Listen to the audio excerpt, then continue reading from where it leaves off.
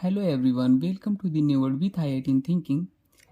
इस क्वेश्चन में आपसे जेईई मेंस में पूछा गया था कि इसका पीकेबी ऑर्डर क्या होगा। ठीक है, पूछा था पीकेबी ऑर्डर। तो इस क्वेश्चन के थ्रू मैं आपको बेसिसिटी का ऑर्डर भी निकालना सिखाऊंगा, कॉन्सेप्ट सिखाऊंगा, बेसिसिटी ऑर्डर कैसे निकाला जाएगा, पीकेबी भी कैसे निकाला जाएगा ये भी मैं बताऊंगा, और केबी भी कभी पूछ सकता है आपसे एग्जाम में, ये भी पूछ सकता है इसका केबी का ऑर्डर क्या होगा, तो वो भी मैं आपको सिखाऊंगा। ठीक है, तो आइए स्टार्ट करते हैं। देखिए, यहाँ पे बेसिसिटी आपको फाइंड आउट जब भी करना हो बेसिसिटी, तो ये देखा करो लोन पेयर की अवेलेबिलिटी कहाँ पे ज़्यादा है। अवेलेबिलिटी ऑफ लोन पेयर अगर जहाँ पे ज़्यादा होगी वहाँ पे हमारी बेसिसिटी बढ़ जाएगी। ठीक है, अवेलेबिलिटी ऑफ लोन पेयर अगर बढ़ा तो बेसिसिटी बढ़ा। ठीक है, अब अवेलेबिलिटी ऑफ लोन पेयर कौन बढ़ाते हैं, जैसे इलेक्ट्रॉन डोनेटिंग ग्रुप अगर लगा हुआ है, ठीक है, तो वो हमारे क्या करते हैं, अवेलेबिलिटी बढ़ाते हैं। अब ठीक है, जैसे कि यहाँ पे जनरल क्वेश्चन जो पूछता है ना बेसिसिटी से रिलेटेड, वो नाइट्रोजन गिवन होगा। अब आपको ये देखना होगा ये जो नाइट्रोजन पे लोन पेयर होता है ना, क्या इससे इलेक्ट्रॉन डोनेटिंग ग्रुप लगे हैं। अगर इलेक्ट्रॉन डोनेटिंग ग्रुप लगे होंगे तो इलेक्ट्रॉन को दे के, ये लोन पेयर था पहले से ही, यहाँ पे ये दे भी रहे हैं इलेक्ट्रॉन, तो यहाँ पे लोन पेयर की अवेलेबिलिटी बढ़ जाएगी। अगर इलेक्ट्रॉन विदड्रॉइंग ग्रुप लगे हुए हैं तो ये इलेक्ट्रॉन विदड्रॉइंग मतलब ये इलेक्ट्रॉन इससे खींचेंगे, यहाँ पे जो इलेक्ट्रॉन है खींचेंगे, तो ये क्या करेंगे, लोन पेयर की अवेलेबिलिटी घटाएंगे। अब इलेक्ट्रॉन डोनेटिंग इलेक्ट्रॉन विदड्रॉइंग क्या होता है, तो जैसे माइनस एम माइनस आई, ठीक है, माइनस आर, ये इलेक्ट्रॉन विड्रा करेंगे। और ये इलेक्ट्रॉन विड्रा करते हैं, मैंने उल्टा लिख दिया। इलेक्ट्रॉन डोनेटिंग पहले लिखता हूँ, जैसे plus M plus I plus H plus R, ये इलेक्ट्रॉन को डोनेट करते हैं। और इसे minus M minus H minus I, ये इलेक्ट्रॉन को क्या करते हैं, विदड्रॉ करते हैं। बाकी आपको मैंने बताया है सबसे स्ट्रॉन्ग इफेक्ट कौन होता है, रेजोनेंस, फिर मेजोमेरिक, हाइपर कंजुगेशन, ऐसे देखा करो। मोटे एरोमेटिसिटी देखो, रेजोनेंस देखो, फिर हाइपर कंजुगेशन देखो। ठीक है, इसमें सब आ गया। तो ये इफेक्ट का ऑर्डर होता है। सबसे पहले आपको किसको सोचना है, इंडक्टिव सबसे वीक होता है।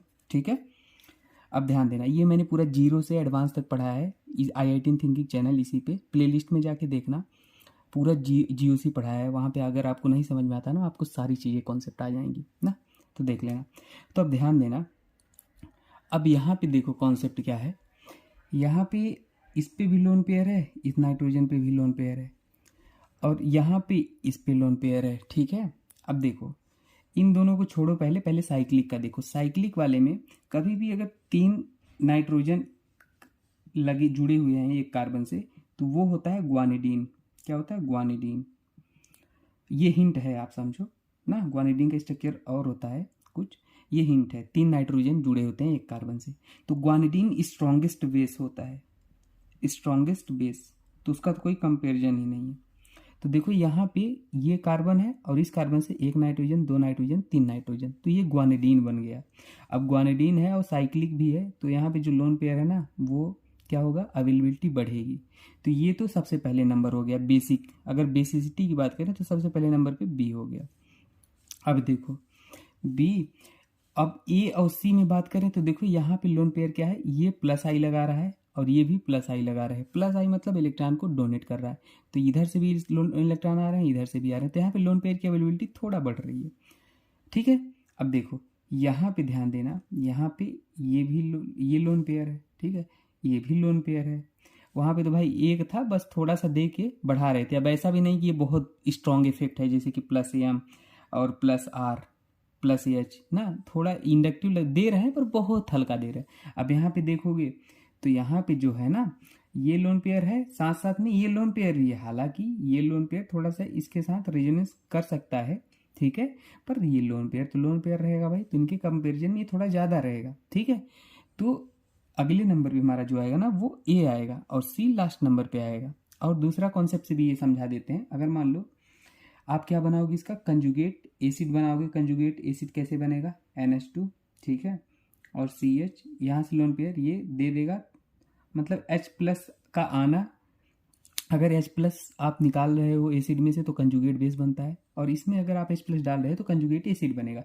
तो देखो ये लोन पेयर ये जो है ना, थोड़ा सा क्या कर रहा है, यहाँ से इसके साथ रेजोनेंस कर रहा है, दिख रहा है आपको। ठीक है। तो कहीं ना कहीं ये रेजोनेंस कर रहा है, तो ये क्या है, स्टेबल बन रहा है। अगर ये स्टेबल बन रहा है तो ये क्या होगा बताओ, स्टेबल बन रहा है तो इसका जो ये पार्ट था ना, ये क्या, हाँ इसका ये पार्ट जो था वो क्या था, ये एसिड है तो ये कंजुगेट बेस है। ठीक है, अगर ये स्टेबल है तो ये कंजुगेट बेस कम स्टेबल होगा, तो यहाँ पे कम स्टेबल मतलब लोन पेयर की अवेलेबिलिटी बढ़ेगी। बात समझ रहे हो यहाँ पे।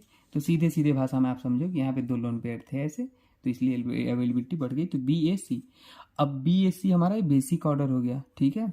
लेकिन हमारा क्या होता है, आपको कॉन्सेप्ट याद होना चाहिए, बेस जो होता है डायरेक्टली प्रोपोर्शनल होता है KB के, इनवर्सली प्रोपोर्शनल होता है PKB के। ठीक है, बेसिक स्ट्रेंथ।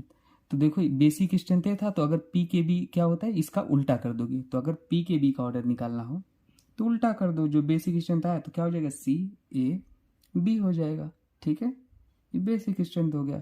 अगर KB का ऑर्डर पूछता तो जो बेसिक स्ट्रेंथ का ऑर्डर था वही KB का हो जाता। तो 3 4 क्वेश्चन आपके क्लियर हो गए इससे। बाकी ये पूरा डिटेल बेसिक स्ट्रेंथ है, GOC मैंने प्लेलिस्ट पढ़ा रखा है, पूरा डिटेल है, वहाँ पे देख लेना ना, डाउट अगर कुछ होता है तो। बाकी कमेंट सेक्शन में भी पूछ सकते हो। तो ये PKB KB और बेसिक स्ट्रेंथ का कॉन्सेप्ट आपका क्लियर हो गया। ठीक है, बाकी मिलते हैं दोस्तों नेक्स्ट वीडियो में, तब तक के लिए